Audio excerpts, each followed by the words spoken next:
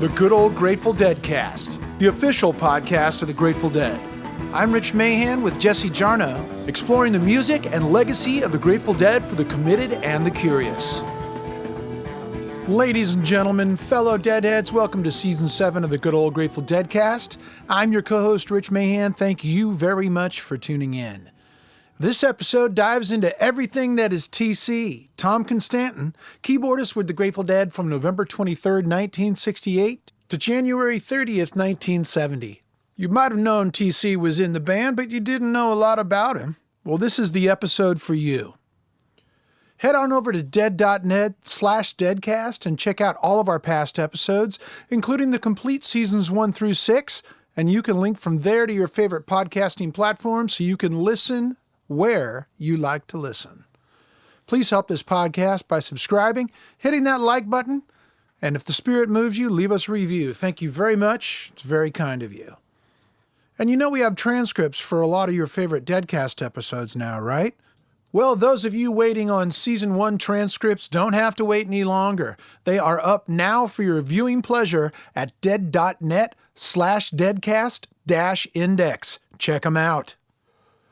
Announcing History of the Grateful Dead Volume 1, Bear's Choice 50th Anniversary Remaster. This is the original album, newly remastered by Grammy Award-winning engineer David Glasser, using plangent processes from the original analog 2-track tapes, recorded live by Owsley Bear Stanley at the famed Fillmore East on February 13th and 14th, 1970. There are 2 versions, a black 180-gram vinyl edition and a limited edition custom vinyl available exclusively at dead.net.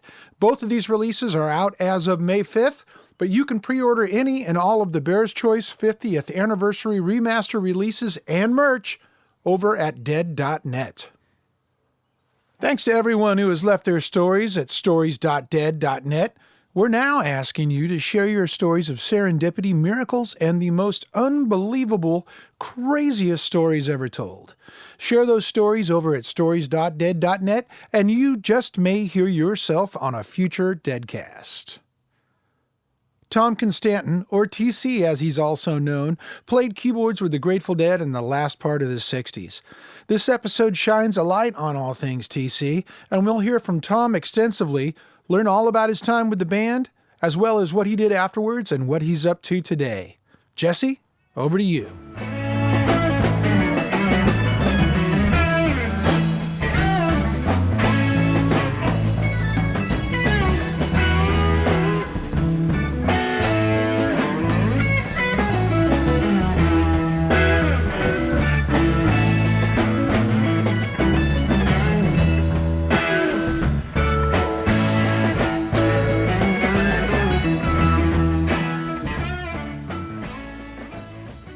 Tom Constanten was a full-time member of the Grateful Dead for something close to 15 months, from mid-1968 to the end of January 1970. A music school classmate of Dead bassist Phil Lesh, TC contributed to the albums Anthem of the Sun, Oxymoxoa, and Live Dead, and appears on more than a dozen archival releases so far. Also, he got to be in the Grateful Dead in 1969. Speeding arrow, sharp and narrow.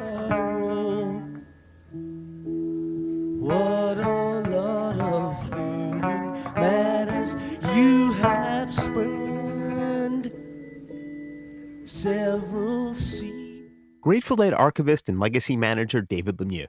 I think he was exactly the right guy for that exact psychedelic, primal Grateful Dead time. What TC added to that, I feel, was magnificent. Listen to a Dark Star from August of 1968, let's say, from the Shrine or the Fillmore West. It's a few shows recorded.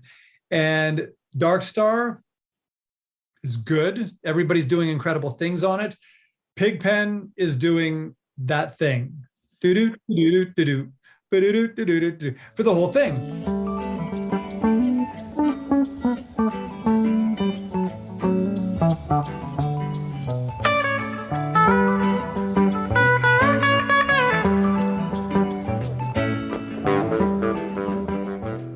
But then TC joins and Pigpen steps back from his keyboard duties, and TC bring something to the table that allowed Darkstar to become Darkstar.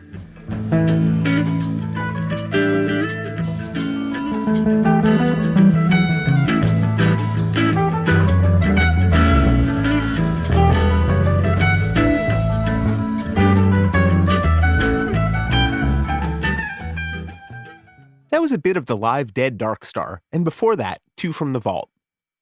Here's Phil Lesh talking with David Gans in 1981 from an interview now in Conversations with the Dead. Thanks, David. I mean, his work is just unique, and I don't think there's anybody that composes like him. Henry Kaiser has been a friend and collaborator since TC played in the Henry Kaiser Band in the 80s.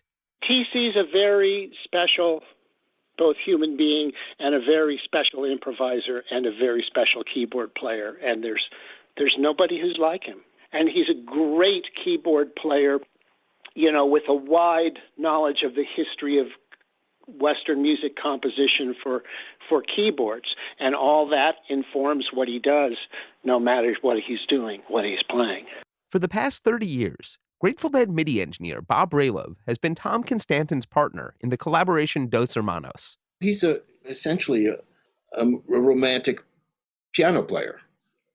He just sent me a Respighi prelude that he just recorded. You know, it's like, okay, this is really cool. Please welcome to the Good Old Grateful Dead cast, Tom Constanten. I was born on the Jersey Shore. And when I was about 7 years old, we moved to Bergen County. And I threw in with the New York Giants. I saw them play at the Polo Grounds. First game I saw them was against the Boston Braves. Also got to Ebbets Field to see the Dodgers and Yankee Stadium to see the Yankees. I saw Joe DiMaggio, who 51 was his last year on the active roster. And I say this as a New York Giant fan. I saw the Yankees back when they were worth hating. Just after Tom turned 10, his father took a job at the Sands Hotel in Las Vegas, and the family moved west. By the time he was 17, he was composing. I played a piece of my own composition with the Las Vegas Pops Orchestra in May 1961 for piano and orchestra. And that was sort of my debut. But most of my friends were musicians, either on the strip or downtown.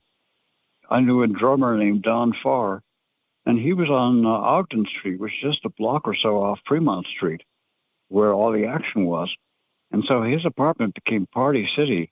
The scene was on the strip and the lounges, and all the rock bands were knockoffs. There was a Vegas group called The Demon that I sat in with a couple times. It was my one and only ever gig playing bass. I knew how the chords worked, and I could find them on the bass, and except I used my fingers, and I had the biggest callus of my whole life. It took a while to get over that. All covers. It was Vegas. It was a gig at the Student Union building. As a young composer in Las Vegas, TC entered a composition contest. And though he didn't win, he was soon in touch with the person who did. The fact that most of these names are perhaps familiar to fans of contemporary music is remarkable, and also proof of how cozy the world of contemporary composition was in the late 1950s. There was a composition contest sponsored by BMI that I entered, and I didn't win, but I found out who did. The winner was a fellow teen composer named Robert Sheff, who would go on to some underground renown as Blue Jean Tyranny. And got in touch with him, and he put me in touch with Lamont Young. I was corresponding with him starting around 1959. And then he, in turn, put me in touch with Dick Higgins, Ray Johnson, and eventually Terry Riley.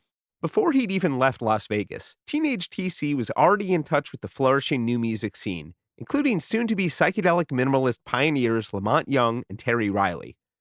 TC landed in San Francisco in the fall of 1961 at an incredible juncture for new music. But that wasn't why he moved to San Francisco. I was there on a science scholarship. October 4th, 1957, the Soviets put up Sputnik. And suddenly the U.S. was interested in science at different times than now. And so I got a scholarship at UC Berkeley. And I was there studying physics and astronomy. Enrolling at UC Berkeley, TC met a candidate for a different kind of space program. Here's how Phil Lesh described the encounter to David Gans in 1981, part of the Bedrock Scholarship in David's Conversations with the Dead, linked to at dead.net/deadcast. That was the same day I met TC, because I was trying to explain to some chick about serial music, Stockhausen, that kind of thing. And this guy comes up and says, and I said, right, and then I knew that he was somebody I could talk to. So I spent more time with him, and he became my roommate, and we spent more time together than either one of us did in classes. Phil Lesh, for one, didn't quite take to college. I just quit school after the middle of the semester, so the fall semester. I just quit Berkeley, and I didn't even tell my parents for weeks. So TC and I were like raving on together, and I was trying to compose. I actually composed a short piece, which I still have, the score to, and for orchestra. And TC was always interested in chamber music, and I was always interested in orchestra. But we did have common interests, or common love, like a Mahler. And so that was one point of contact. And so we were like two sides of a coin. He was into Bach and more of the constructionist kind of thing, and I was more into the expressive area. By the time they'd met, Phil had also connected with the raging scene in Palo Alto. It was September 61, and I was rooming with him, and he took me down to Palo Alto. Well, I took him. I had the car. And he introduced me to Jerry Garcia and some other folks out there, Hutter. TC ended up at the Chateau, the communal boarding house that was a nexus for the proto-Dead scene, which we talked about a bit during the first part of our Adventures of Pigpen tribute. 838 Santa Cruz Avenue, Menlo Park. That's the one. Man, that place sounded like a party. It was a continual party. In November 61, there was a special party called the Groovy Conclave, which I went to, and all of the above were there. I think Bill Kreutzmann even showed up, and the usual gang, Gail Rafferty, Susie Mayberry. One semi-resident of the Chateau, who technically lived in the pump house, was the future Merry prankster Paige Browning, friends with both Phil and TC. I remember once Paige came by the house and said, "Hey, you want to go for a drive?" We were pretty blotto. And so we went out for this drive to Golden Gate Park, and suddenly he took an abrupt right turn on a dirt road into the park. And all of a sudden we were in a different world. No people. It was like a maintenance road. And we went through the park that way until we got to the beach by the windmills. Though UC Berkeley wasn't quite the right fit musically speaking, TC and Phil connected with the scene at Mills College in Oakland. The composers of that time, whose music seemed musical, in the sense that it had the same sense of musical flow that older music had, were Stockhausen and Barrio. Barrio, it turned out, came to Mills College in the spring semester 62 to teach, and TC went right over there with his pieces. I was checking. I didn't know. I was scared. TC took his pieces to audition? Well, he just took them for Barrio to look at. Oh. And this was graduate level. And neither one of us had a full semester of college yet. I had, but he had. I had 41 units or something like that of college credit. Anyway, and he took his piano pieces over there, and Barrio said, "Join the class." And TC he said, "Well, my roommate composes also. Mind if I bring him? Can he bring some of his stuff onto it?" Barrio says, "Sure." And this is graduate level. Steve Reich was in this class, and John Chowning from Stanford. Steve Reich would help pioneer minimalism. John Chowning would help pioneer FM synthesis, leading to the first synthesizers. Phil would reconnect with Chowning at the Stanford Artificial Intelligence Lab in the early 70s, which we talked about in our Long Strange Tech episodes last season. It was all pretty heady. But Mills College, I was taking the course there from Barrio. And see, Morton Subotnick was there. Barrio was there. This was just after Darius Milhaud was there. In later years, Terry Riley, Robert Ashley were there. That was a very exciting place. Margaret Lyon was the woman who brought them all in. And as long as she was there, it was like a golden age of music. And incredibly exciting. Rather like Robert Erickson at the San Francisco Conservatory. They used to have concerts at the San Francisco Conservatory back when it was at 19th Avenue in Ortega in San Francisco. And, Richard Maxfield was there. I ran into James Broughton, the poet, at one of their shows. Those were exciting times. And in a way, we sort of knew it at the time. After the class was over, I wanted more of that, man. because that was the most stimulating thing I'd ever encountered in my whole life until Having I the piece performed? No. Just being around Barrio and that whole world of music, that was the tits for me. So one surprise is absolutely ecstatic, man. Because here was a guy whose music I'd heard. And see, at that time I was working for KPFA in Berkeley, the Pacifica radio station there, and they had access to that music because they had it flown over from Europe. Stockhausen, Gruppen, Udas Poesie pour Revoir, which I wish I still had because you recalled it, and there aren't any available anymore. Let's see, a couple of other Stockhausen and the European avant-garde, Barrio, Pousseur. Though TC and Phil weren't exactly trading tapes, they were definitely collecting them. The only thing out at all was Columbia Records had some avant-garde issues. There was one of Stockhausen's Zeitmasse and Boulet's Le Maître sans Maître. Time Records had about a half dozen releases. Barrio, Mauricio Cargill, John Cage, Lou Harrison. And that was all there was, but it was pretty exciting. In the summer of 1962, 10 years before the Dead's Europe 72 tour, TC and Phil had their first chance to tour Europe.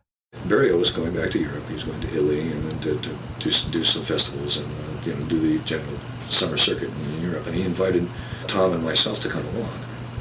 Okay, and how the fuck am I going to get to Europe? I can barely eat. By this time, Peterson had stolen my girlfriend. Everything was ready. I was ready for a move. So TC and I hammered out a deal. What we thought was a deal. I mean, between us it was a deal, and nothing ever changed that. And the plan was, since his dad, he was from Las Vegas, and his dad was captain of waiters at the Sands, I believe. And the deal was we'd go to Las Vegas, the two of us, and get jobs and work as waiters or busboys or something, and earn enough money to go to Europe in the fall and connect with Barrio. Well, what happened when we got there was there wasn't any jobs. TC's parents had enough money to send him, and they kicked me out of the house because I was a bad influence. I got kicked out of the house. And you didn't go to Europe? I didn't go to Europe. He did. He went, and he kept me informed of what was going on. I mean, he got to see the premiere of Barrio's opera Passaggio, which is a masterpiece. I've seen a score. Everybody agrees it's a total masterpiece. It's never been performed in this country. Oh, it's been performed once in Santa Fe. Along with the silent tidal waves of contemporary composition, other influences began to float into the underground avant-garde. 1964 is when back when LSD came in cubes, sugar cubes, there was morning glory seeds. They caused severe gastric distress, but they worked. And when I was in Las Vegas, this would have been also 1964, just before I went into the Air Force, a friend of a friend came back from Texas and purchased a truckload of peyote, all quite legally, which is also starting to circulate among my friends.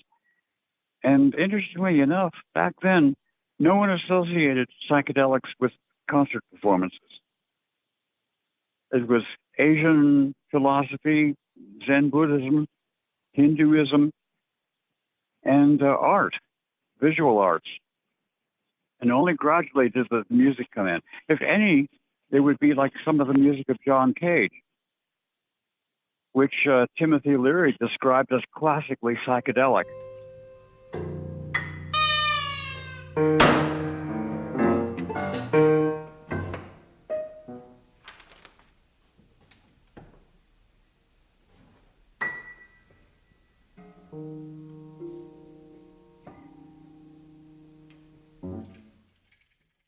That was from John Cage's 34 minutes, 46.776 seconds for two pianists, performed in 1964 at the newly established San Francisco Tape Music Center, one of the places where the new music and the new musicians found a home in San Francisco, located roughly between the Upper and Lower Haight.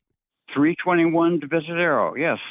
That was amazing. I remember a series of concerts there in 64, I think, with John Cage. There were 5 concerts. The programs of the first and fourth were the same, and the second and fifth were the same. Of course, with his music, the music was never the same.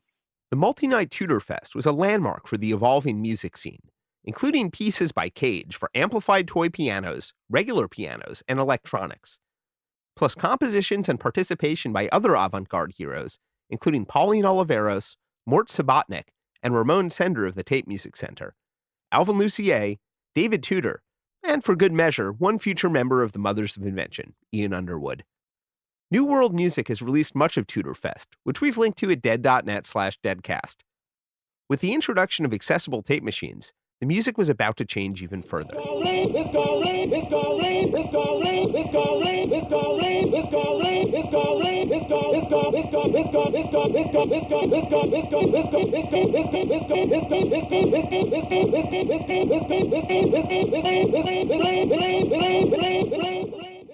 That was It's Gonna Rain, a landmark piece of early minimalism created by Steve Reich using a sample of a street preacher named Brother Walter, made on a tape deck he shared with his classmates TC and Phil Lesh. Since we're mentioning Brother Walter, if there are any old San Francisco heads listening that know anything further about his identity, drop us a line at stories.dead.net. We've got a colleague who's researching him.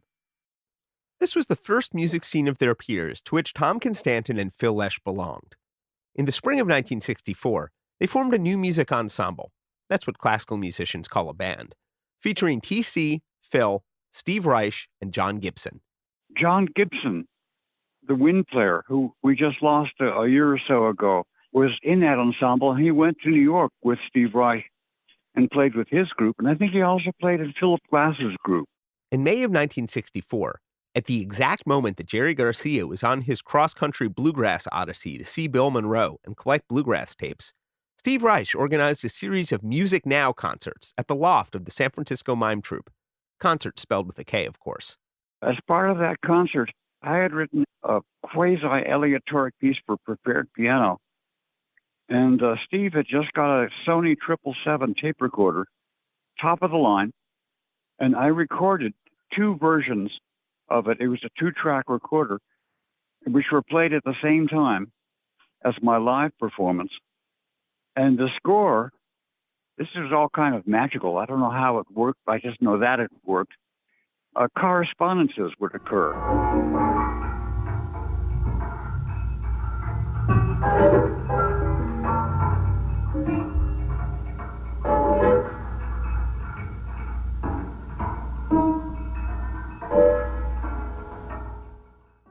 This is some of TC's piano piece number 3, as performed one of the nights at the Mime Troupe Loft. We've posted a link at dead.net/deadcast. It's a hissy recording, but there are some gorgeous bell-like passages that underscore how beautiful prepared piano can sound. That is, when a player manipulates the strings directly on the inside of the piano.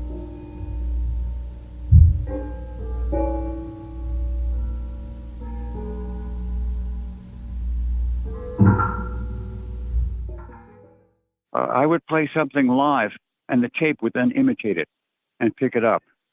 Even beyond that, I would make a sound at the lower end of the inside of the piano, and it would turn into the sound of a car driving by.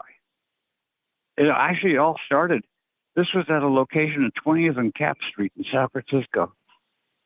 And it was downstairs from a jiu-jitsu studio. And the concert was interrupted occasionally by the sound of somebody's body being thrown to the mat. Well, we weren't about to go and tell a bunch of martial artists to knock it off. So I simply found that in the score and continued from there. And that's when the magic began. It's hard to say for sure if it's bodies being thrown to a mat, but in between piano figures on the recording, you can occasionally hear a muffled distant thump if you listen closely.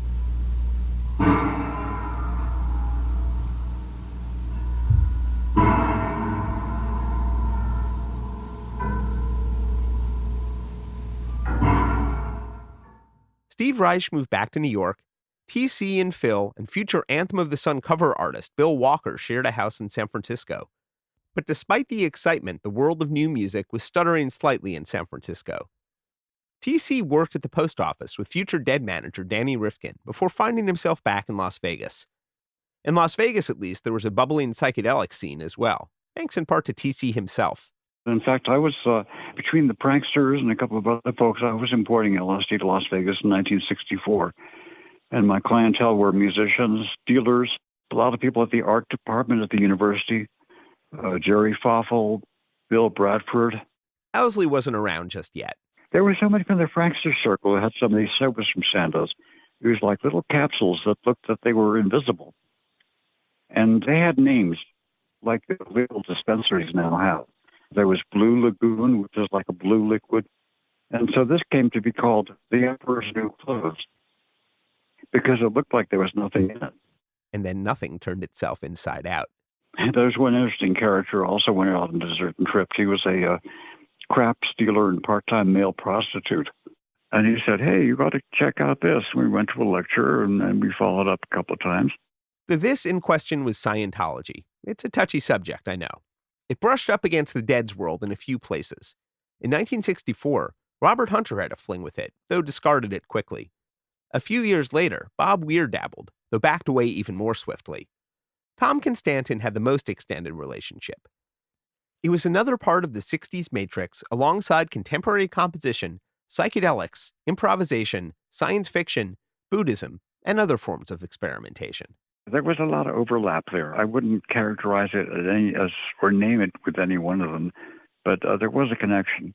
I had done plenty of psychedelic exploration before that. And so there was not a shred of disapproval or dissociation on my part. I was just trying to, as William Burroughs said, make it without any chemical corn. Oh, extremely. Some of the releases were comparable to psychedelic experiences, the level 4 release especially. And it was so completely natural. I enjoyed that aspect of it. And also I got to keep it. It was much longer lasting. It does pick up and dust the shells of your mind in a way. But then came TC's draft notice. I was sucked into the Air Force. I came back from Europe knowing all this stuff about avant-garde music, and there wasn't much by way of employment opportunities for that. And there was a war going on, so I got this notice to report for induction into the Army, and fortunately for me, they would accept enlisting in the Air Force as an excuse. Stationed in Texas, he missed the acid tests, but caught at least one early show by the Warlocks, probably one of their 5-set gigs at the Inn Room. Yeah, I saw them at the Inn Room at a hotel in Redwood City. It was a rather tight rock and roll band that did 50s material. There was hardly anything new and original yet. It was described as two bands, if Jerry was fronting it or Pigpen was.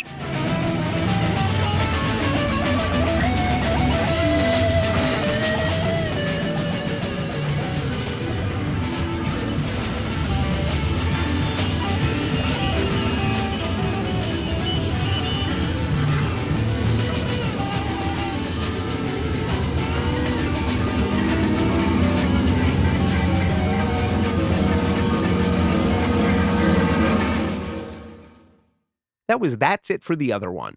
Roughly 6 minutes into the Grateful Dead's second LP, Anthem of the Sun, the original 1968 mix. It was the sound of the Dead dissolving into otherworldly weirdness and Tom Constanten's first major contribution to the band.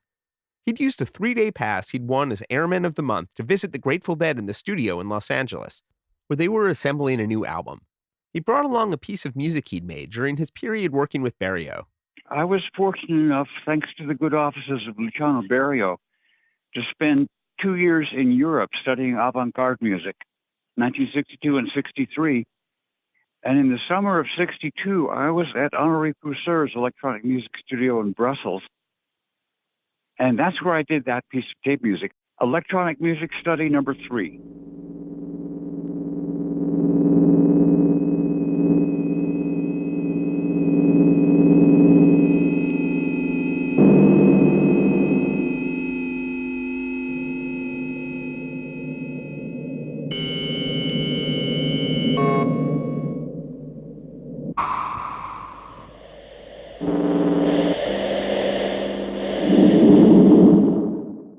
You can find the original standalone version of Electronic Study number 3 on TC's 2002 compilation, 88 Keys to Tomorrow. His electronic music studio contained the different sound generators and signal processors that were later assembled by Bob Moog into a box called a synthesizer. We had square wave generators, sound wave generators, band pass filters, square wave generators. We made simulated reverb by having a tape loop so that the reed head was after the record head, the other way around, so that it would play the sound that you had just recorded into it, giving you a reverb effect. And by the length of the tape, we could adjust the reverb. All of this could be done very, very much with analog technology. We can do all these things digitally now, things we couldn't even imagine doing then. I did several tape studies there, and it was the last and most advanced among them. And there was a spot where it fit in quite nicely, along with some prepared piano stuff I was doing at the same time. At the same time as the Anthem of the Sun recordings, not the same time as Brussels. TC's skill set seemed compatible with the band's growing interest in the recording studio. On the alligator caution part of Anthem of the Sun, you'll hear some speed tweaking done with Pigpen's voice. The tape gets faster or slower.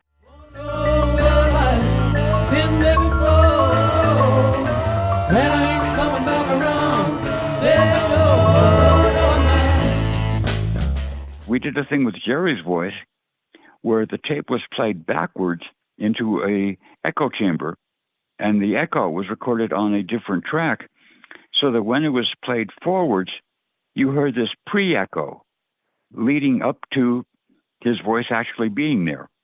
So there are all sorts of effects that we went after.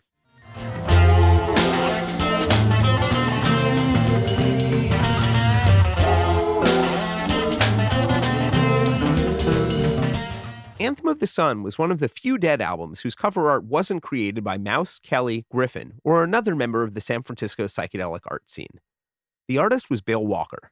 He was my friend from Las Vegas, and I introduced him to Phil and Jerry, and they pitched the idea of the cover, and he was there for it. And I mean, he and I used to go out in the desert and take peyote and stuff like that. I remember doing a drawing, and you know how psychedelically you see these lines and all over the place. And it was like he was tracing the lines. And I could see the lines he was tracing before he traced them. And the Anthem of the Sun cover was something a little bit like that. He would do these Tibetan mandala-style flames. TC joined the band on stage a few times.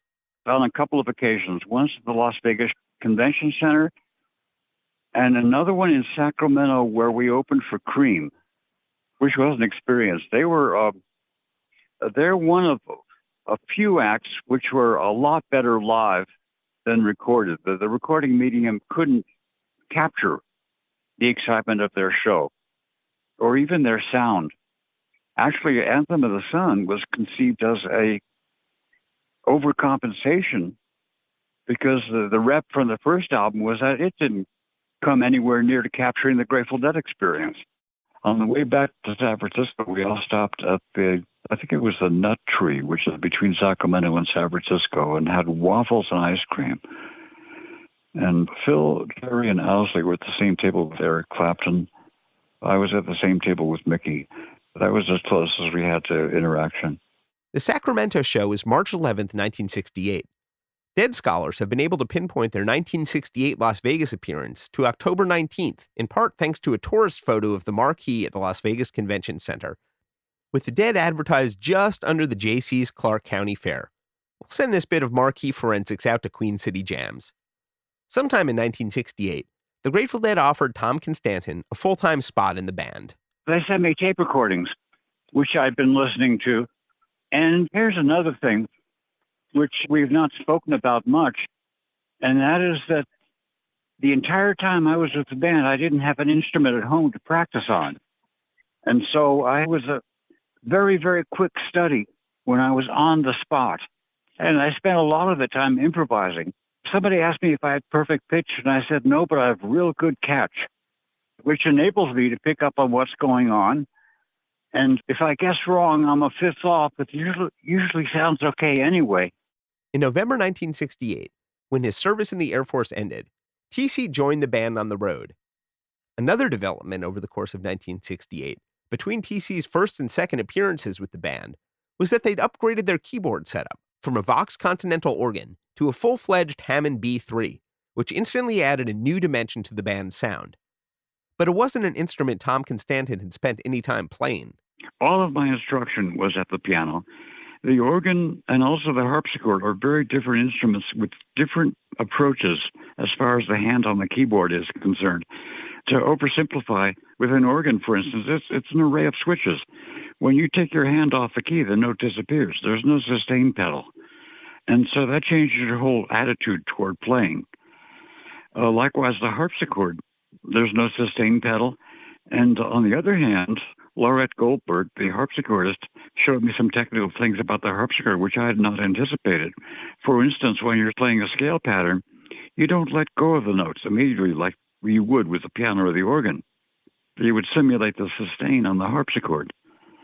Also, the harpsichord has these stops, so when you press a key, you're plucking not one string, but two or maybe three. And that means that the key is that much harder to push down. You're only one step removed from like what a guitarist does by picking the string directly with his fingers. Whereas the piano has a hammer mechanism that is miraculously subtle enough, you can feel your way into the keyboard. You can play loudly, you can play softly. Piano e forte, that's why it's called a piano. And you have all sorts of subtle controls, especially like when Henry Steinway invented the middle pedal, the sostenuto it's called, which is just Italian for sustained, which enables you to hold notes and then play notes after it that aren't held. So there are all sorts of technical things that make it different. Tom Constanten came into the band at a contested point in their history, when they came very close to firing both Bob Weir and Pigpen, a topic we delved into during the conclusion of our two-part episode, The Adventures of Pigpen. To briefly repeat something TC said in that episode. There was a point when even Pigpen's continuing with the band was in question. I came into the mix just when that was going on, and maybe I provided enough of a diversion that it turned down the amplification of those problems, but they weren't a problem anymore. As he pointed out elsewhere, the band already had two guitarists and two drummers, so what was disruptive about having two keyboard players that occupy different musical spaces? TC's first month with the band was spent almost entirely on the road, and almost entirely learning on the job. But when they got back to the Bay Area in December, he was able to practice a bit on the B3.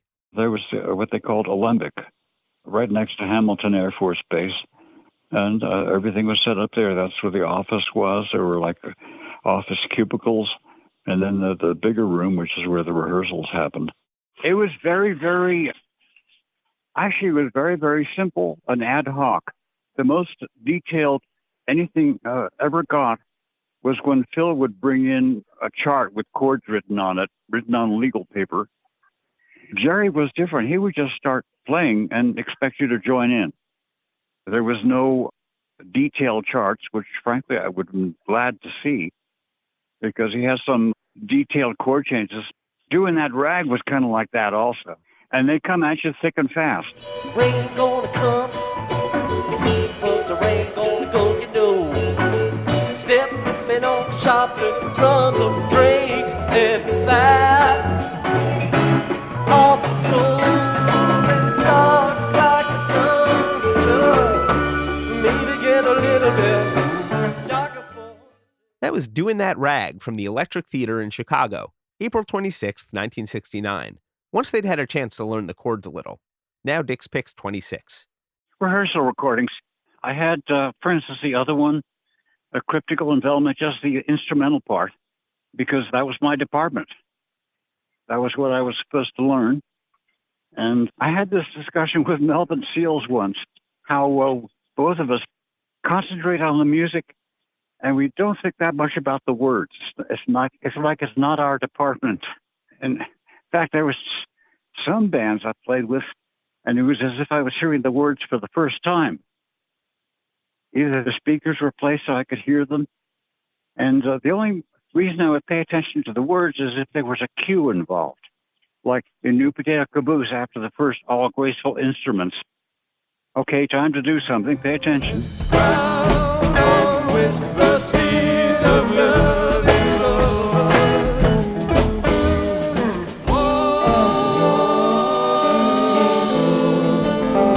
Instruments of love.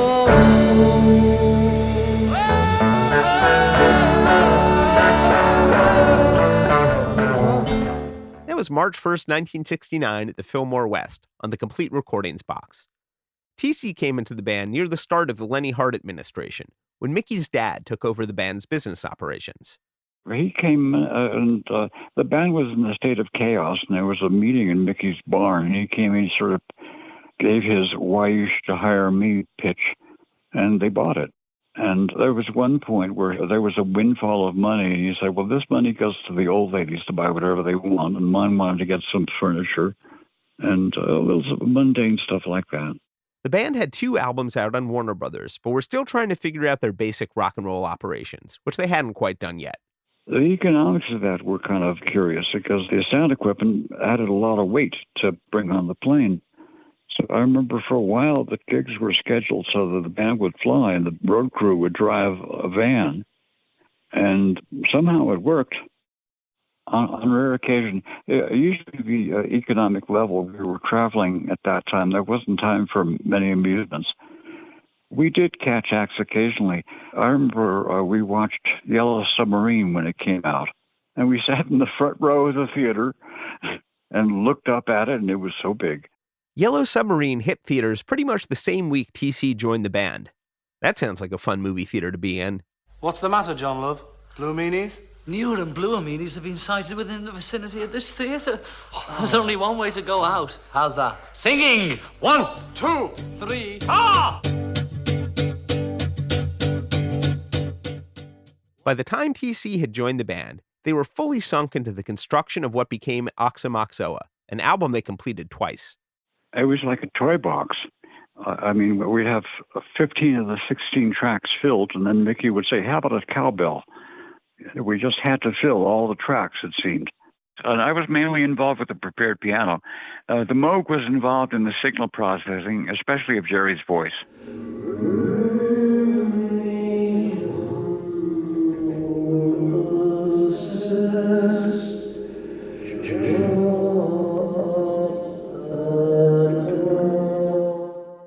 That was What's Become of the Baby, with uncredited Moog assistance by Doug McKechnie, who has some fine recent archival releases from this period on VG Plus Records. The mixdown sessions for Oxomoxoa were performances in their own right.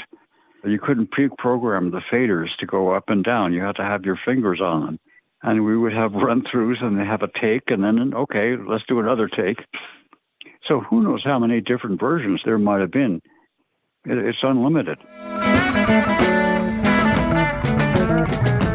Saint Stephen will remain, all lost he shall regain. Seashore washed by the suds and the foam, been here so long he's got to calling it home. TC got to play an instrument he'd actually spent time with, the harpsichord.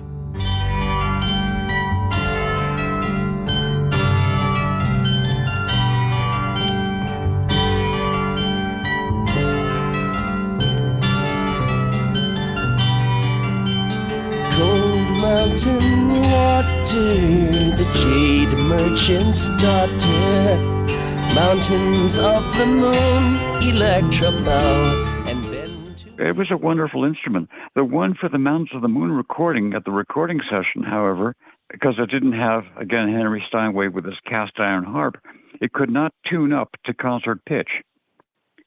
That's why a lot of Baroque orchestras play a whole tone lower, and that's what we did. Which meant that, for my part, I was playing the piece in a different key. Hey, Tom Banjo. Hey, Laurel. More than laurel you may sow. More than laurel. About a week after the Mountains of the Moon session, both the song and TC made their national debuts at the Dead's infamous taping for Playboy After Dark, the only time TC was able to play a harpsichord live with the Dead. Hey, the laurel, hey, the city in the rain. Hey, hey, hey, the white weed waving in the wind.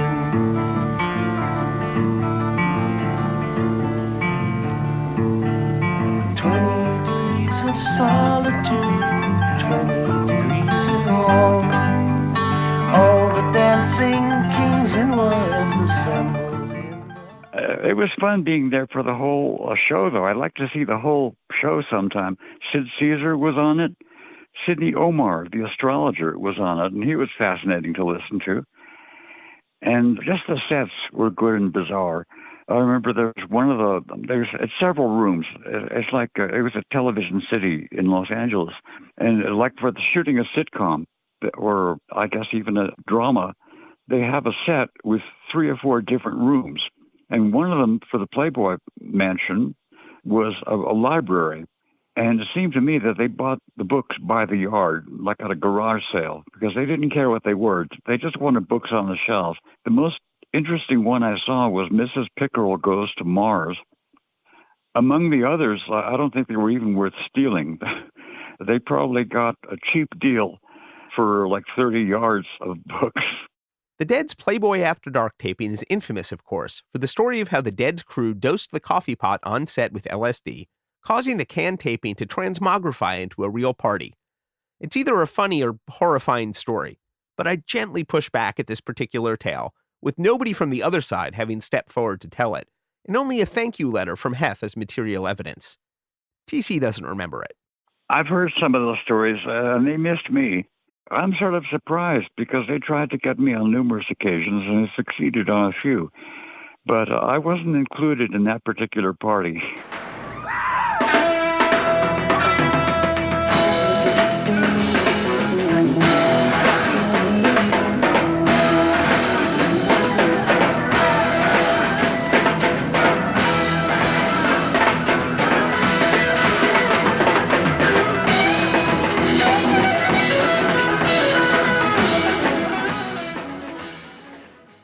Warner Brothers had sunk close to $100,000 into the production of Oxymoxua, which were kids in the candy store with all this new studio equipment, and they were getting impatient to see a product. So we proposed to them, how about that plus a double album of a live performance? And they went for that. So we wound up taking the 16-track recorder to our shows and recording all the shows. TC was drawn into the Grateful Dead in part because of his experience with electronic music, but wound up contributing significantly to Live Dead, their monumental double album recorded in early 1969 and released in November of that year.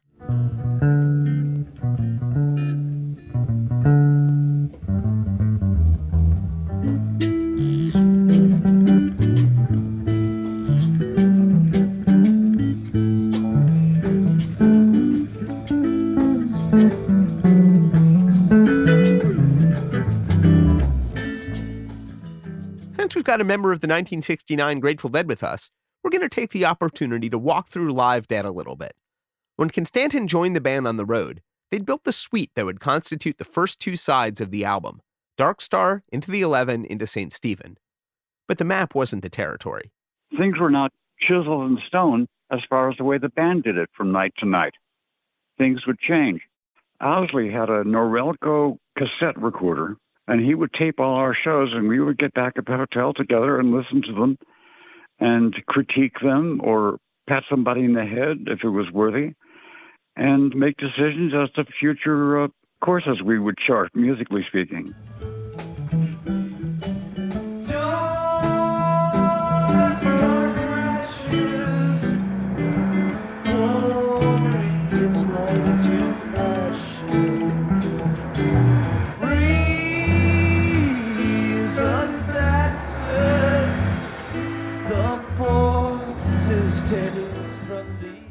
Bright spots were acknowledged. There's an iterative process of something that works well, you try to keep, and something that doesn't work, you try to get rid of. Theater is like that in general. A week after the Playboy After Dark adventure, they recorded a 3-night weekend at the Avalon Ballroom back home in San Francisco. And a month later, 4 more shows at the former Carousel Ballroom, now the Fillmore West. Both were second-floor venues. TC remembers watching the crew get the organ up into the Avalon. It was like a ramp, and they would push it up this ramp to the second floor, which is where the theater was. Likewise at the Carousel, the second floor is where the actual showroom was, or the first floor if you're from England. But it was elevated above ground level in any event, and actually for every event. At the Fillmore West, they had their best friend and sparring partner, Bill Graham. He'd done time trying to manage the band before Lenny Hart, but he wasn't done doing time with the band, as TC remembered their relationship. Friendly but contentious, especially when Owsley came aboard to work the sound system. They were always at each other. I remember once hearing Bill Graham say, okay, guys, I'll play it your way. I'll kill him with kindness. And if that doesn't work, I'll just kill him. This is from the last of 4 nights at the Fillmore West, where I'm pretty sure Bill Graham walks onto the stage to introduce the band. Somebody, or some buddies in the band, do something that disgusts him, and he walks off without saying a word. He's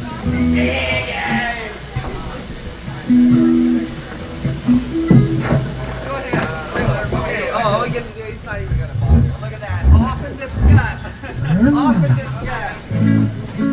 Presenting Bill Graham.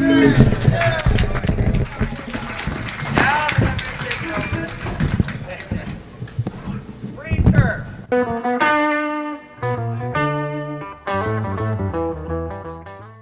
They played it all 4 nights of that Fillmore West run, looking for a version to use on their live album.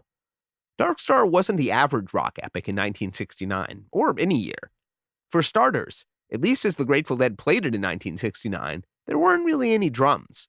Both Bill Kreutzmann and Mickey Hart would start the song on hand percussion, sometimes with Kreutzmann switching to kit midway through.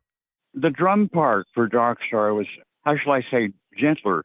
It wasn't your Ginger Baker, Keith Moon driving a Panzer tank through the supermarket sort of thing. And also, things were a lot more free form. They hadn't been settled yet. They weren't chiseled into stone. They could be different. And there was much more of a sense of experimentation. Like, hey, let's try this. And knowing full well that some of the things didn't work. The 4 nights at the Fillmore West, now known as the Fillmore West Complete Recordings box set, offer excellent ways to hear this in action with 4 versions of the Dark Star suite that are subtly different from one another. Here's some more of that March 2nd version. I like this TC moment that turns into a little conversation with Garcia. Note the lack of full drum kit, with Kreutzmann on shaker and Hart on guiro, what the Dead called a scratcher.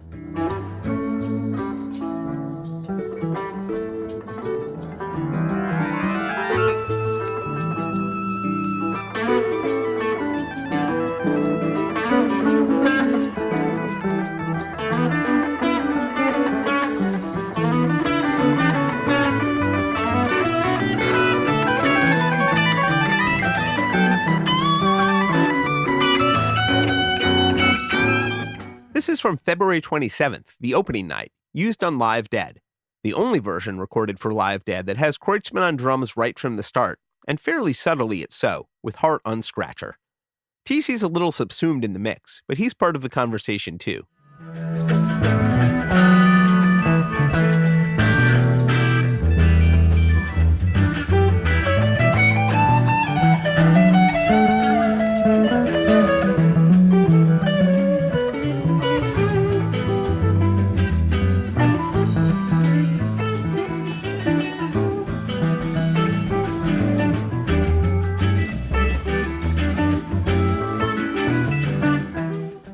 We recognized the places. We didn't name them, but we knew where they were. It's like going for a hike in the forest. And you know, there's this tree, and then there's this other tree, and there's this cliff and a nice overlook. And you don't know what species the tree is, or what its name is, you know, Steve or Herb or something. But you do recognize it. Dark Star was also a different kind of live epic in that it wasn't primarily extended for the purpose of dancing, as so many of the Dead's early jams were.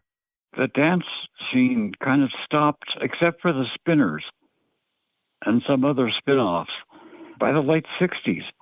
I don't know if you hear on Anthem of the Sun, you'll hear Weir saying, "Get up and dance, it won't ruin you." I think what happened is between the psychedelics and the bands jamming more interestingly, the shows became interesting as a concert, more than just background music for dancing with your hopeful sweetheart. The Live Dead shows are a pretty good place to jump in if you're looking for some examples of TC making great contributions, especially in quiet passages.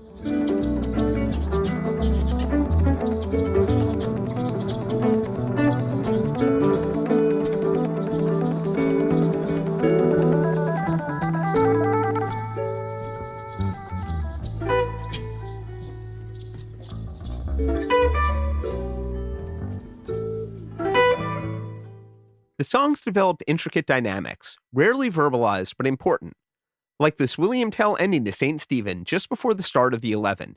TC's going to repeat what I just said in a second to clarify that the piece of music we're about to hear is the coda to St. Stephen and not the introduction to the 11. After St. Stephen, the high green chilly winds, I play this little sort of bagpipe sounding part, and it was just before the 11.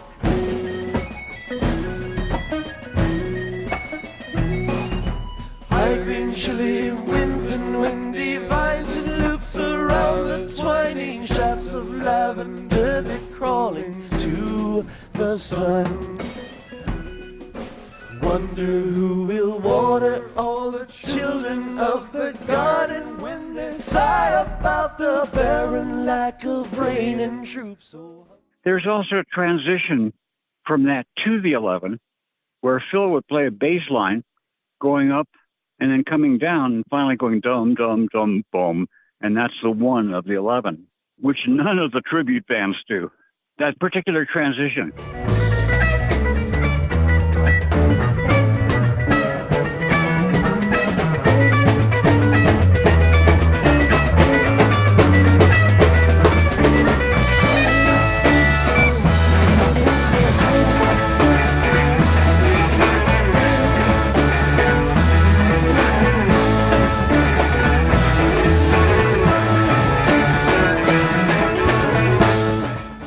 Owsley's taping allowed the band to focus their ears on their work and pick the versions they wanted to best represent their musical intent. We'd listen to the show afterwards, and every night there was something that someone objected to. Either they had personally made a mistake or some tune just didn't work. Until one night, this was a weekend at the Carousel Ballroom, I think before it was renamed the Fillmore West. One night, we listened to the recording and silence. Nobody complained. And it was suddenly like, hey, that's the one. Let's send it off before we change our minds. Live Dead was finished up in later 1969, just after the summer release of Oxomoxoa, a representation of a typical night at a San Francisco ballroom, or rather, a representation of the Dead's portion of the night. Though we're now accustomed to seeing Dead shows labeled as Set 1 and Set 2, at the Avalon, the Fillmore's East and West, and many other psychedelic ballrooms, there were early shows and late shows, with each band playing a single set in each. It was also really cool because that contributed to the sense of community among the various different bands. We would sit in with one another. I remember with the Grateful Dead, any number of people sat in with us. The folks from the Jefferson Airplane. I remember at least a couple times that we backed up Janis Joplin. And that happened a lot more back then because there were more bands folded into the show. There'd be 2 or even 3. I remember there was a Grateful Dead show at the Avalon Ballroom with the Grassroots and the Seeds, who had a couple of hits then. It allowed the bands to see each other in action. I remember one particular time at the Fillmore East, I saw most of Country Joe and the Fishes set. And they were wonderful. Barry Melton's playing was exquisite that night. Other times, we would hang around mainly backstage. The show going on there was pretty entertaining in its own right. It also allowed the Dead to catch out-of-town acts, like TC's faves, the Bonzo Dog Band. I loved them. They were wonderful. We shared the bill with them at a place in Boston called the Boston Tea Party. It's on Lansdowne Street, right across the street from the Green Monster of Fenway Park. And they were pretty wild and crazy. I'm the urban spaceman, baby. I've got speed. I've got everything I need. I'm the urban spaceman, baby. I can fly. I'm a supersonic guy. That was the Bonzo Dog Doodah Band's wonderful I'm the Urban Spaceman. TC was joined by his bandmates in watching Neil Innes and Company. There wasn't a lot of coercion involved. I mean, Jerry Garcia was already into them.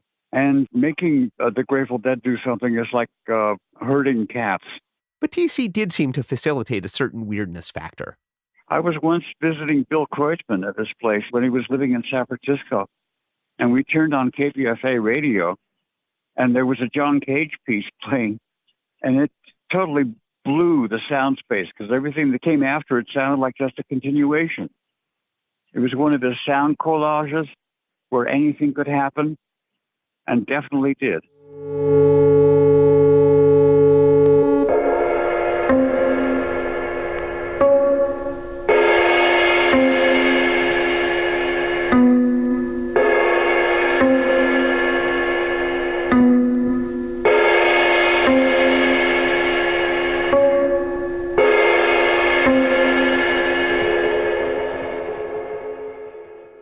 That was from a 1942 realization of John Cage's Imaginary Landscape, a great radio piece that went into rotation on freeform radio in the 60s.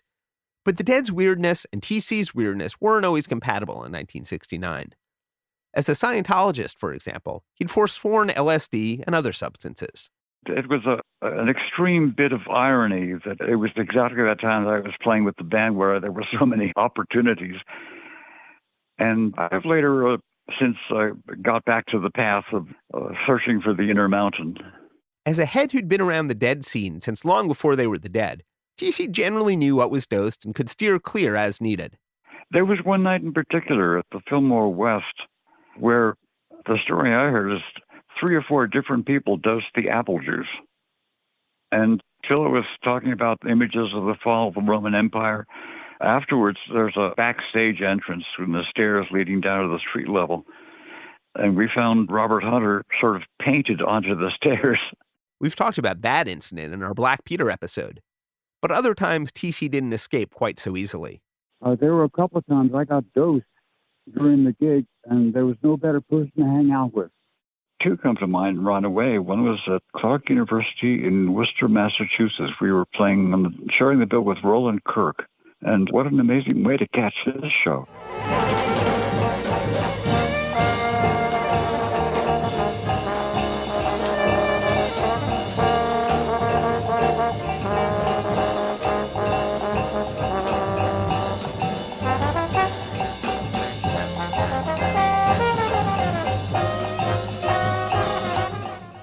That's the wondrous blind horn player, Rahsaan Roland Kirk, from his 1969 album, Left and Right. It was really pretty amazing watching him playing 3 instruments at once, stuff like that. I was into outside jazz at that time, like John Coltrane's Ascension, and this was even farther out than that.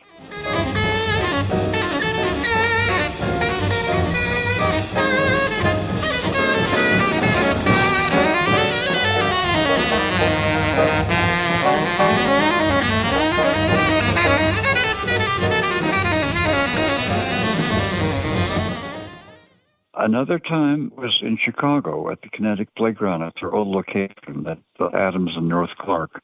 Even besides occasionally getting dosed on LSD against his will, there were some other problems in the workplace of a more musical nature. One of the first things that was happening at Alembic was they would take the guitars and hot rod them, so to speak. They would replace all the individual components with the highest quality equipment that they could find. So the ambient level of the individual instrument was jacked up to a much higher degree. That is, the guitars were jacked up to a much higher degree. While I was with them, Jerry was going through 4 twin reverbs, turned up to 10. But hard to imagine, but they built upward from there. The keyboard did take a little bit longer to develop. In my day with the band, it was perennially a problem to amplify the keyboard enough to compete with the guitars. And they didn't have a problem with amplification at all. Keyboards were sort of like the fifth wheel then and now, with the exception of bands where the keyboard player was the leader. Lee Michaels, Emerson, Lake and Palmer, Leon Russell. In that case, it was a different story and a different balance. But if you have your regular power trio, like Jimi Hendrix, Cream, Blue Cheer, guitar, bass, and drums, anything else is window dressing. You've got the whole spectrum covered right there. And so that's where their emphasis was. That's true. The B3 does tend to disappear under the Dead's onslaught of bass and drums and guitar, and TC does sound a little out of place at times with the Dead.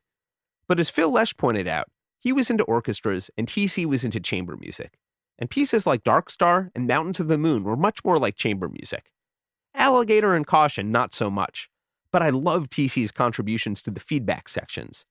This is from the Fillmore Auditorium, November 8th, 1969, Dick's Pick 16. While everybody else is going ape, TC is throwing strange melodic shapes.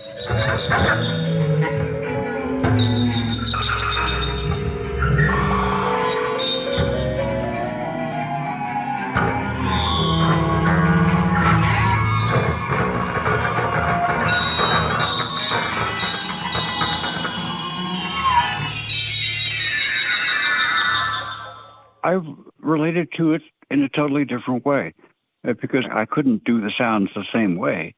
Actually, if I could have got the organs to feedback, that would have been, it might have got out of control too quickly. But I still could make sounds that would blend in with the melange that came out of it. So that's what I endeavored to do. It was mainly clusters, slides, and drawbar manipulation. You know, finding weird drawbar overtone configurations. But that wasn't necessarily the direction the Dead were heading. We had been under pressure from the record company to come up with your typical 3-minute hit single, shorter songs. And if any band was really into extended jams, it would have been us, which ran very much counter to the record company's preferences because they had commercial interests. They wanted to have a 45 RPM, big hole in the middle record that they could sell. And going on with Alligator Caution or Viola Lee was another extended jam. Their eyes sort of glazed over. And a lot of bands, they just would not let them get away with it.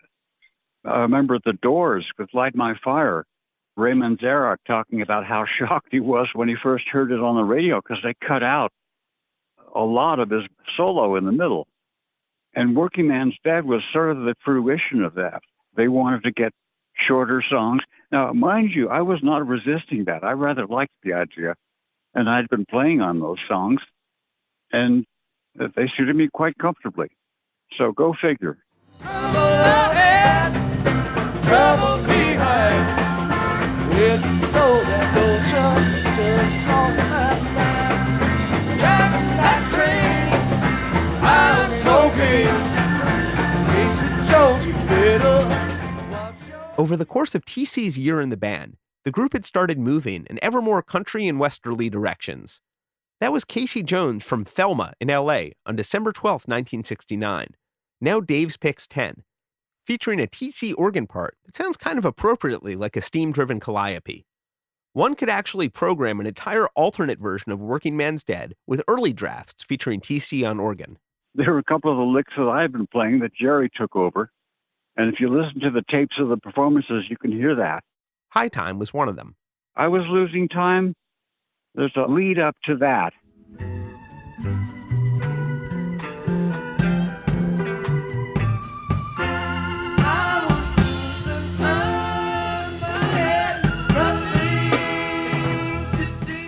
That was from January 2nd, 1970 at the Fillmore East, now Dave's Picks 30. And here it is on Working Man's Dead, recorded a little over a month later with Garcia's pedal steel.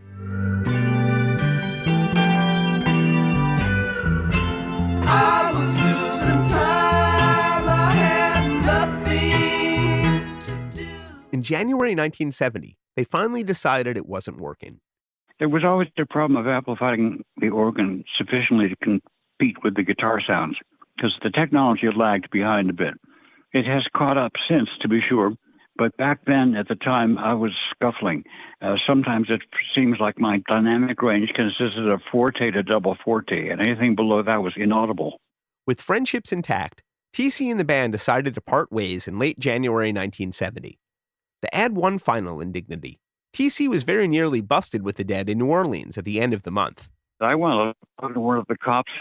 I just got out of the military, so we had that sort of stuff to talk about. I've often said if they came to our room first, there wouldn't have been a bust. It was up to them to let Lenny Hart know that the rest of the band had been arrested.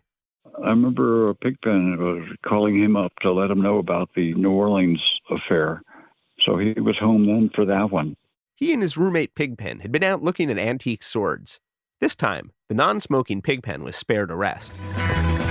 Busted down on Bourbon Street, set up like a bowling pin, knocked down, it gets to wearing thin, it just won't let you be. By the time Truckin' was written that spring and debuted that summer, TC was gone from the band. Howard Wales played the organ part on the album. TC's first recorded music after leaving the Dead was an arrangement he wrote for a group that many UK psychedelic heads considered to be the Dead's proper British equivalent, the Incredible String Band. Beaches of grief,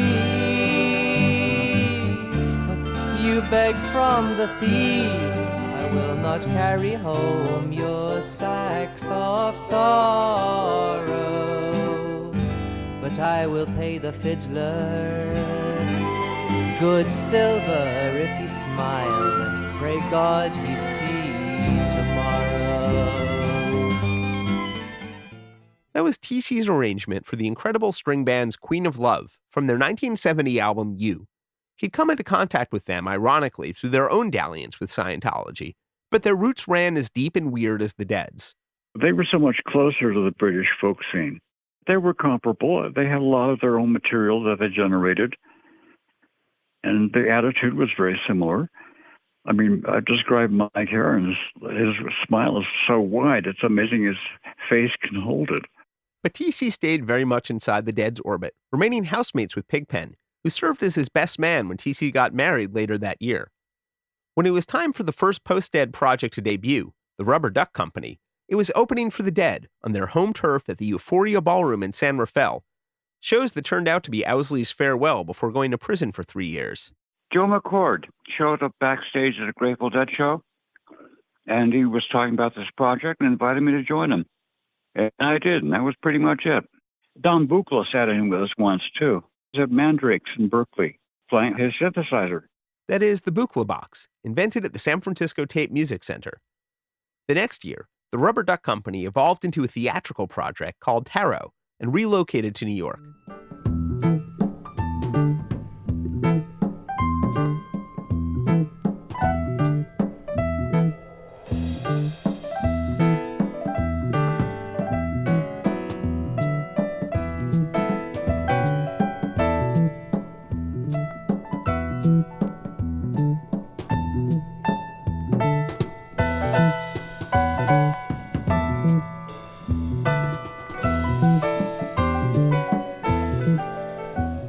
That was The Moon from the album Tarot by the band known as Touchstone, released by United Artists in 1972, with TC playing a somewhat Thelonious Monkish piano. It was pretty much the music from the show. The band became known as Touchstone after the show because we started doing gigs. As a band, we started doing other material. But the material that was on the United Artists album was all directly from the show, pretty much in the same sequence that it was on the show. It was originally supposed to be a double album, but seeing as the show didn't take off and go platinum right away, they cut it to a single album and rearranged some of the songs to fit. But all of them were from the show. Jerry Garcia passed through the project very briefly. He played at several of the rehearsals, as did also Peter Rowan and Richard Green. None of them were in the Tarot production in New York. It was all in the rehearsals in Mill Valley. When Tarot was open at the Brooklyn Academy of Music in the spring of 1971, TC stopped by the Fillmore East to see his old bandmates and ended up sitting in. We got a former member of the Grateful Dead hanging out here in New York. Tom Constanten going to join us on this next tune. One urban rumor about the show is that TC's appearance happened because Pigpen himself was dosed that night, a story TC quashes. It happened just spur of the moment. They were staying at the Essex House, a fabled song and story mentioned in the Saturday Night Live pitch, because that's where they put out their people. And I went to visit Pigpen there, and the band spotted me and said, hey, come join us, and we'll have you on stage for a number or two. It's a great Dark Star suite. Now on the box set, Ladies and Gentlemen, the Grateful Dead.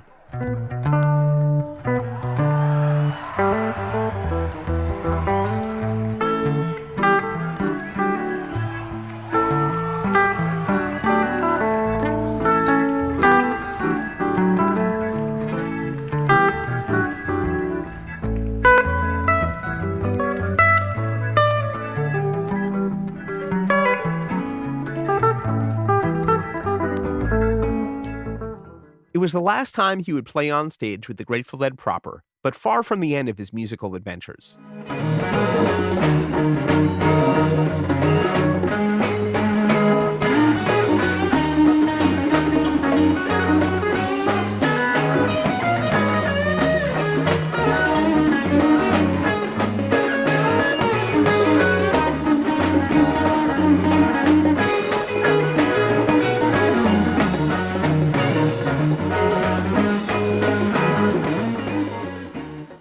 sometime in 1971, TC departed the Church of Scientology.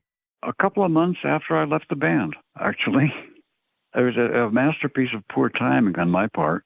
I compared, actually, there's a Scientology condition formula. I compared the people I knew who were more bohemian, shall I say, and the ones who were playing it straight like Scientology wanted to, and then the ones that were more bohemian were achieving more and achieving more interesting things. And so I said, well, I think I'll go in that direction. He remained friends with Robert Hunter. I wound up giving him my E-meter, and I don't know what use he put it to. In the 70s and 80s and 90s, Tom Constanten continued down his own ever-quizzical paths. We've posted links to all of these recordings at dead.net/deadcast. Here's a recording of him playing some fusion with the quintet in Buffalo in 1975. This is their version of The Moon, the same piece we heard from Touchstone a moment ago.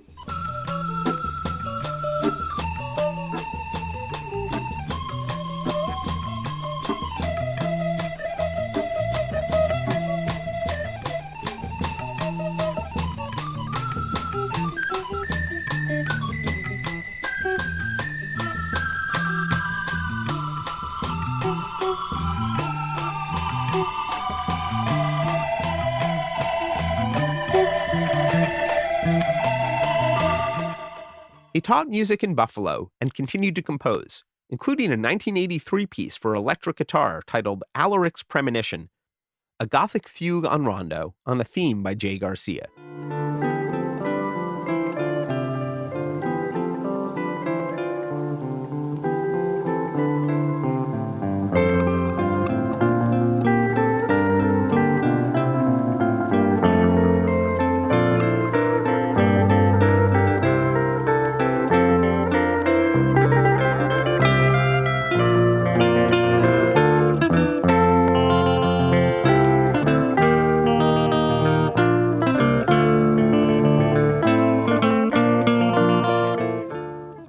It's an academic piece, actually. It's a fugue on the theme of What's Become of the Baby.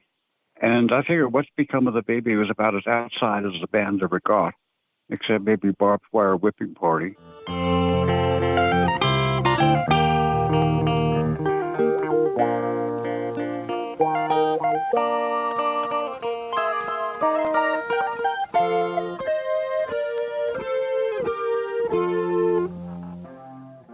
In the 80s, he worked especially on ragtime piano, too.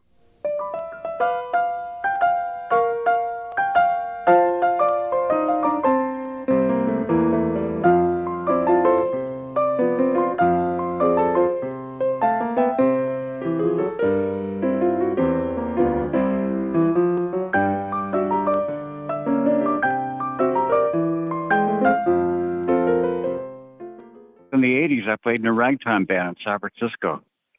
Absolutely.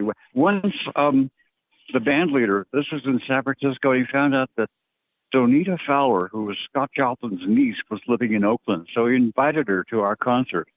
And again, I had a solo. I think it was Peacherine Rag. And that was the last time I ever had stage fright. Though he didn't play with the Dead themselves, he moved back into their musical circles, collaborating with Robert Hunter in 1988 on the Duino Elegies, a cassette so rare we've been unable to find a copy. If anybody has any, leads, get in touch with us at stories.dead.net. Here's how Hunter described it to our buddy David Gans in 1988, the day after he and TC recorded it. Last night I went into the studio with Tom Constanten and did, by my own estimation, one hell of a reading of those elegies. Boy, they just roared out of me. And Tom's playing Brahms and Chopin and a little bit of Scriabin as background music for it. And I think we've got quite a little number here. He did a translation in English of the Duino Elegies of Rainer Maria Rilke. And he invited me to play some music behind it. And I had a bunch of Brahms and Schubert and stuff, which Taylor fit the poems, and certainly in terms of mood. And most of the time also in terms of length. It was amazing how carefully and closely everything dovetailed together. It should be read. It's only secondhand when it's on the page. It did begin a lovely collaboration, and there are some recordings circulating. Here's TC backing Hunter on the poem Rainwater Sea, and you can hear the music slipping into Hunter's voice. Memory of memory, Last spring, or was it the first fall of forever? Candid as all innocence, without mercy for me or my circus of antique blue. You were the fury of witness, slamming the door of a cloud to awaking the sleeping sky and wash me away like rain.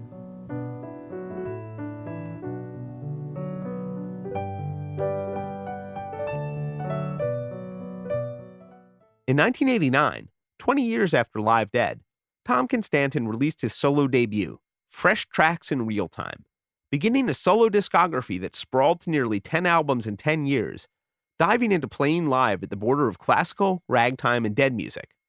For a half dozen years, starting in 1986, he played on the weekly KQED radio show, West Coast Weekend, where he met guitarist Henry Kaiser and began one of the more quietly consequential collaborations of his career.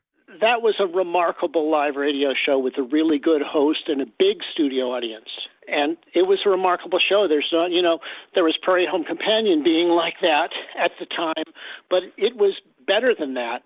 And it had a greater variety of things on it. And it had, art criticism and all kinds of other things in different segments. It was a great show. That's how I met him. And I think I probably played something with him there. And I said, hey, we got this band. You want to play some gigs? Dark Star had returned to TC's repertoire during his ragtime years, but the Kaiser band allowed him to get into the song in a way he hadn't since he was in the Dead, with a new improved vocabulary and a more comfortable and better mixed keyboard. Check out his counterpoint to Henry here, subtly quoting A Love Supreme.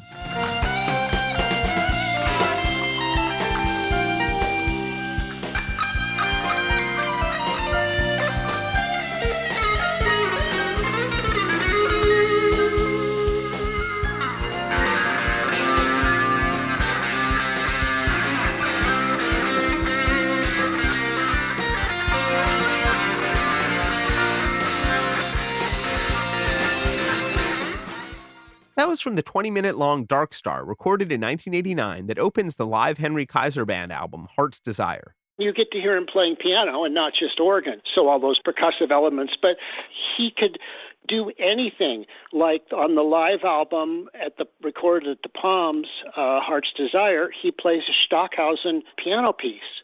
And that's just spontaneous. Okay, I'll play the Stockhausen piano piece. And it was in this period that TC began to actually make his way to Dead shows again as well. There was a big hiatus, roughly between 1970 and about 1988.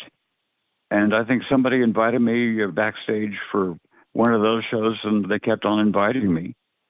And I would hang out mainly in Vince's room, although I would see Phil's. I saw everybody then. Jerry was kicked up to a higher level. He had an entourage. When he walked backstage, there was like a row of security guards seeing to it that no one got to him. But everybody else was quite approachable. And like I say, I spent most of my time in Vince's room hanging out with him. One of the people that TC met during this period was Bob Bralove, the Dead's MIDI guru, who joined the Dead's musical family in 1987 and who we spoke with extensively during our Infrared Roses episode. In some ways, as the Dead's resident electronic music expert, he served a similar role with the Dead that TC had in 1969. Please welcome back to the Deadcast, Bob Bralove. I had this band called Second Sight that Henry Kaiser was in, and we had a show at the Great American Music Hall, and Henry suggested that TC join us. He had been, of course, working with Henry in the Henry Kaiser band, and I thought, sounds like fun. And I didn't really know him. I didn't know his full history. I was just trying to keep up with things as they were coming at me. So I called TC and said, look, I have access to the studio, so why don't you come up and I will set up 2 keyboards and go over the tunes, and you can make any notes you want if you need to remember anything. We'd play the tunes, and I'd say, how's that feel? This feels good, and then we'd just start jamming. And I think both of our eyebrows sort of peaked up as somebody would play something and the other person might recognize it, because I studied composition. So he'd play something that sounded like Stravinsky, and I'd start going at it too. And I'd play something that seemed like Bartok, and he'd respond to it, and he'd go, yeah. And I said, well, I felt like I was playing Bartok. Me too, it was like, and so that was the initial thing, and he played the gig. It was wonderful. TC was Grateful Dead class of 69 and Bralove class of 89, but they didn't become true musical partners until 1995. We didn't really meet again till Jerry's funeral. And he leaned over to me and he said, "You know how to get through this, don't you?" And I said, "No, I have no idea." And he looked at me and he said, "You play through this." So a week or two after that, I called him up and I said, "I'm ready to play through this. Are you ready?" And he was, and he came over and I had 2 keyboards set up and I had the computer in record mode and we just kept playing and playing. I'd seen him backstage at Grateful Dead shows in the 80s. And we got together after Jerry's memorial service. And we sort of talked things through and we hashed it out and figured that he would have wanted us to keep playing. And we were already getting together just to goof around and improvise very, very freely. And we said, "Hey, let's do that some more and put it on the stage." The next thing we know, well, we were Dose Hermanos. And that's dose, D-O-S-E. It's a measurement of medication. It's not a number in Spanish. And a couple of times, David Gansas joined us to play, and there were 3 of us, but we were still Dose Hermanos.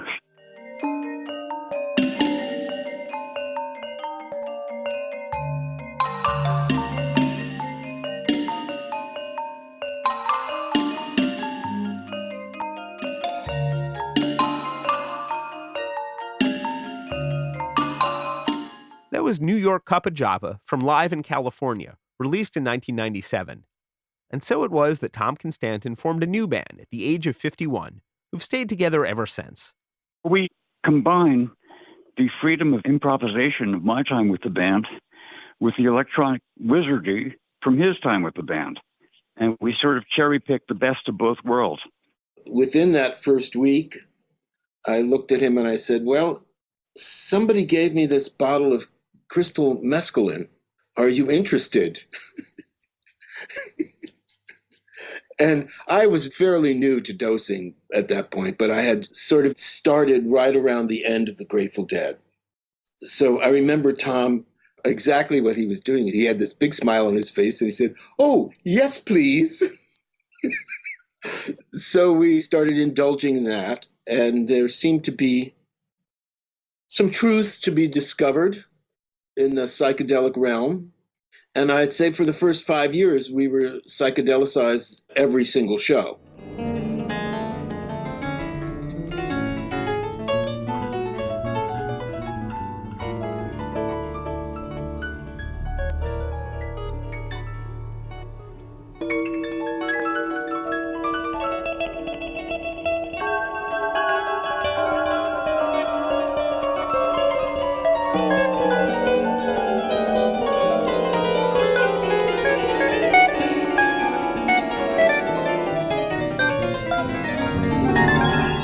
That was Constanten and Bralove, along with bassist Joe Gallant and guitarist Steve Kimmock from Live in California.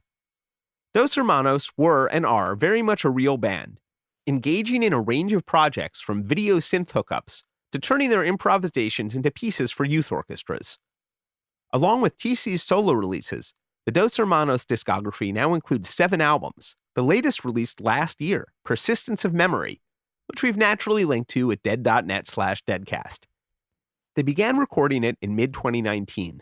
I converted my entire living room into the studio. There was a grand piano, Steinway Model A, which was my dad's, and I had a Fender Rhodes, 72 key. I had 2 other digital MIDI keyboards, and then access to a bunch of sounds. So it pretty much was like most of Dose Hermanos recordings is, what do you feel like doing? What instrument do you want to play? Do you have an idea for, and we still will describe an emotion. Occasionally we'll have an idea that we'll go with going in. Like there's one called Cartoon Spy. I forget what the title on the album is, but we're trying to think of a combination of James Bond and Daffy Duck. What that would be like. That might be the live one, IRT.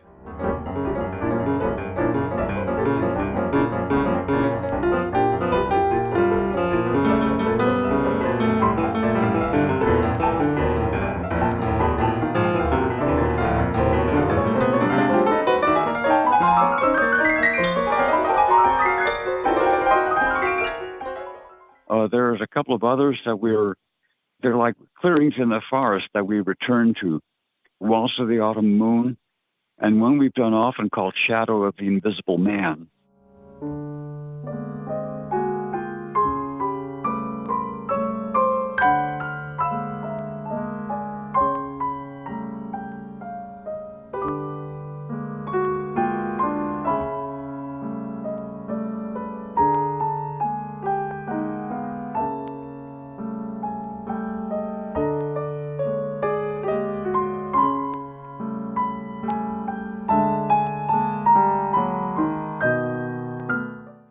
That was Waltz of the Autumn Moon. They're both like these clearings in the forest that we can return to. They start out relatively predictably, and then we branch out into other realms of sound that neither of us could predict either at the time. We just go out there and enjoy the ride. It's like we deliberately create avalanches, which we then surf. And then Bob gets to work. For this new album, there was a fair amount of post-production. We had 5 instruments set up in Bob's home studio, and several of them were MIDI instruments, which means that you can change the sound after it's done. All you have is the notes and certain nuances, loudness, phrasing, stuff like that. But it could be a marimba, it could be a clarinet, whatever works for the given situation. And Bob had a field day putting that sort of stuff together. And with all of his experience and know-how, you know it was going to be pretty amazing. And sure enough, there it was. Even beyond assigning the various sound patches, he has a feel for laying out the panorama of sound in front of you, left to right, the placement of the sounds, front to back, whether it sounds more present or whether it sounds in the midst of the recession and behind. Pardon my Iranian syntax. But there were a bunch of parameters that he was tweaking. Dose Hermanos has been a true creative partnership. He's got this bird's eye view constantly. He's always able to just lift up to the next level to see it from a different angle. And so it's always sort of a creative response to any problem. Well, we could do this, or we could do that. The thing is, Tom is always game. I mean, if you're not game, Dose Hermanos is stuck in the mud. So it's always fun and playful. He makes jokes when we play, right, that I call our time release jokes. He'll say something, like one of his lines is, Evian is naive spelled backwards. And there's a little laugh. And then all of a sudden it starts to filter in. It's this kind of time release thing that people are slowly getting his joke. So after a conversation with Tom, you're just like, oh, yeah, wow. Between the puns, TC is also a source of wisdom for his bandmate.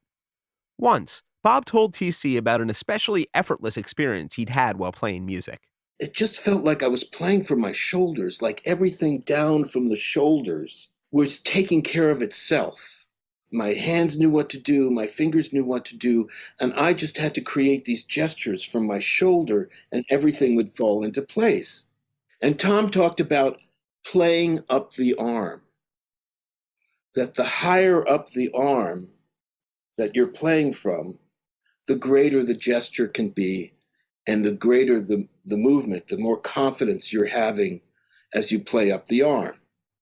And so I find one of the most wonderful parts of playing with Tom and Dose Hermanos can be the point where we move to these really broad gestures that really transcend the notes. It almost doesn't matter what notes you're playing because you're responding in these broad gestures of movement and time and sonorities.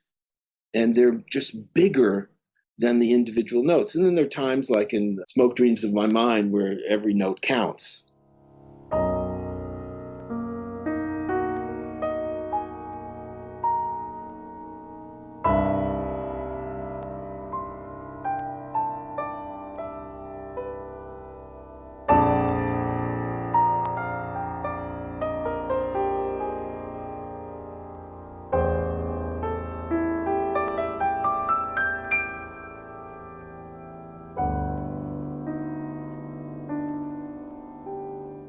There's a Grateful Dead axiom that it's always Dark Star somewhere. And if that's true, and I think it is, it stands to reason that it's also always beyond Dark Star somewhere as well. Look for Tom Constanten in the Outer Rings. We're all in our orbits. We disappear for a while, then we come back, then we disappear again.